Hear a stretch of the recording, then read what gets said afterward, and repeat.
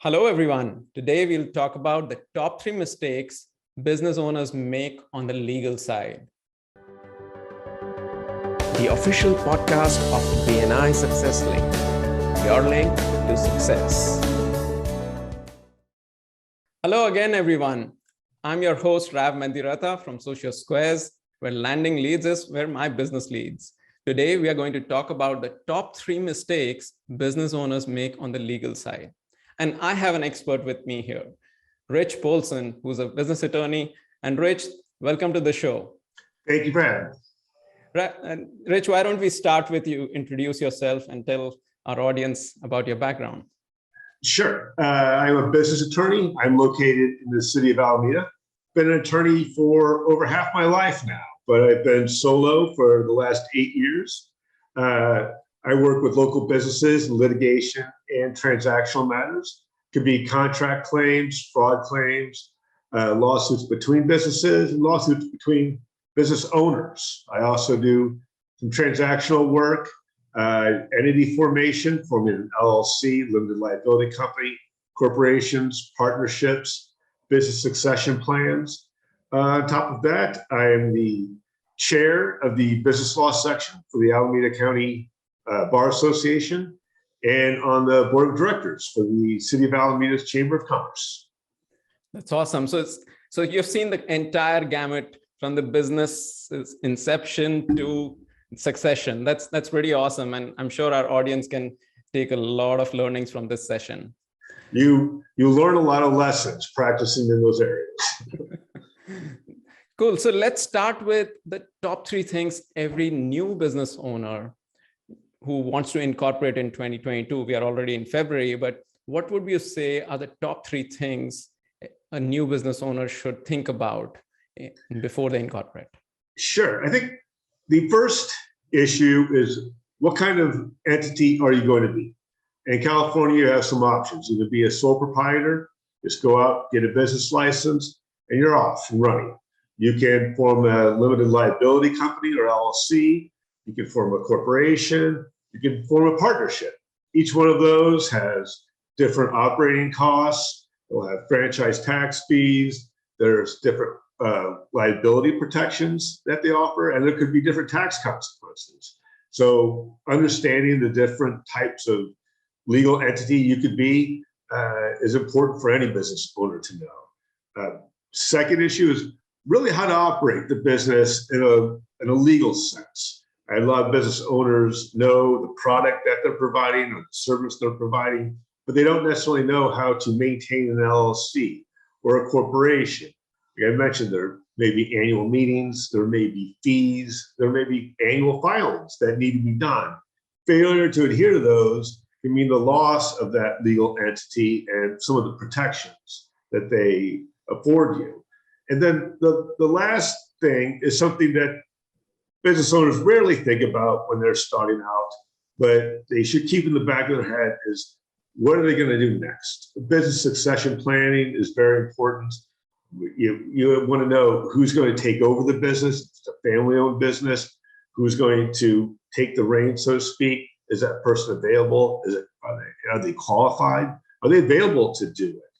Sometimes people are involved in a business and they can have a life event, a divorce, a bankruptcy, a death, and all of a sudden the business is kind of wrenched out of their hands. So by planning ahead, you can avoid some of those problems that they'll run into later.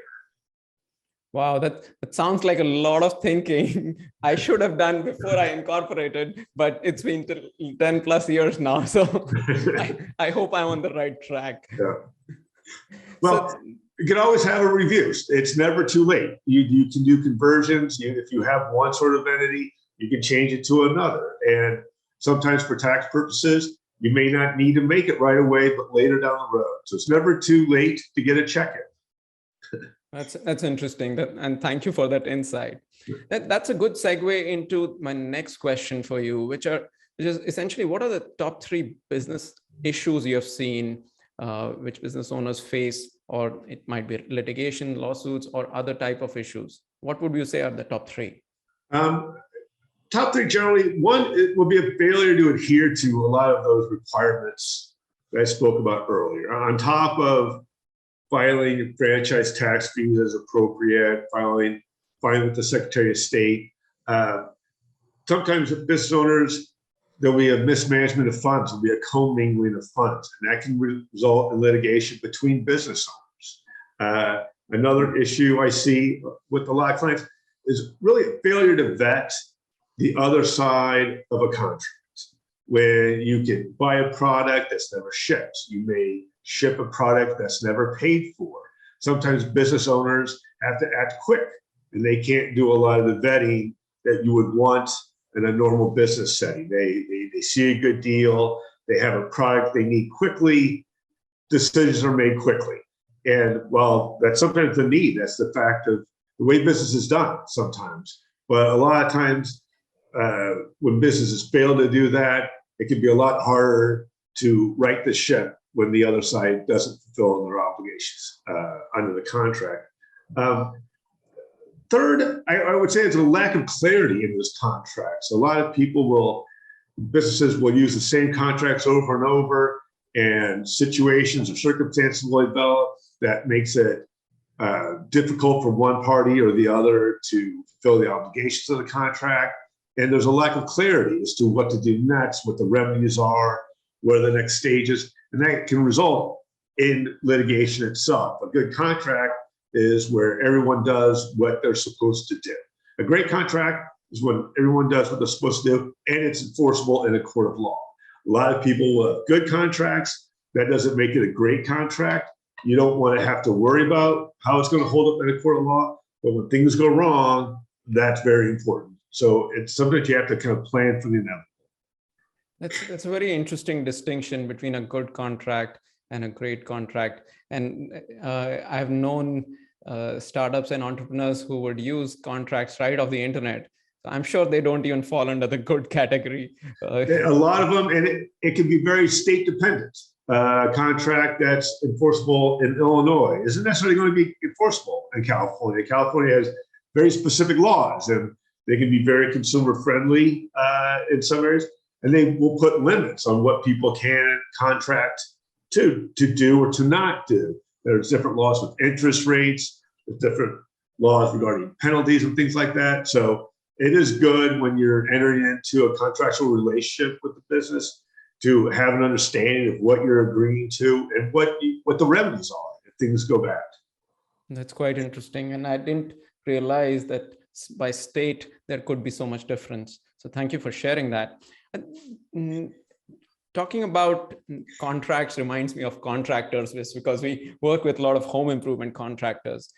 What would you say is the top issue you have seen with home improvement contractors as business owners and on the legal side of things? The ones that I've worked with are so busy, especially lately here in the Bay Area, that they're really focused on their day-to-day job and providing for their clients, for growing their business. One thing they don't really think about is business succession planning. A lot of contractors that I work with are family-owned businesses. They want to hand off that business to the next generation, or even if it's not a family member, they want someone in place in case something happens to them, they become disabled, something tragic happens. But being able to plan ahead can save a lot of trouble and a lot of fees down the line. And with contractors, they're so busy with their day-to-day business, it's hard to get them to focus on that. But once they kind of understand the value of business succession planning, I think they always feel like it's worthwhile. That's a great insight, and I'll be sure to pass this along to my clients. Thank you. Now, the final question I have for you, I got to ask this just because I'm in digital marketing. So what are the top 3 or the top strategies which have worked for you when it comes to marketing, your website, or your web presence? Well, I rely heavily on word of mouth referrals. Someone that knows, likes, and trusts me. Organizations like BNI are a great source of those qualified referrals. But even the best referral, I know the client, before they've called me, they get online and they check out my social media presence. And I think it's important for me not only to build that reputation so that I will get those referrals, but make sure my reviews are good or up to date.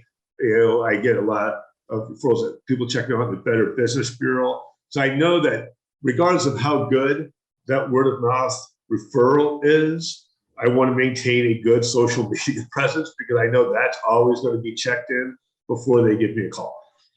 That's pretty awesome, actually. And I'm familiar with a few platforms like Justia and Avo, but it's great to hear that online reviews have an impact on your business. And it sounds like it's more on the conversion side than the awareness side, where your online presence helps you.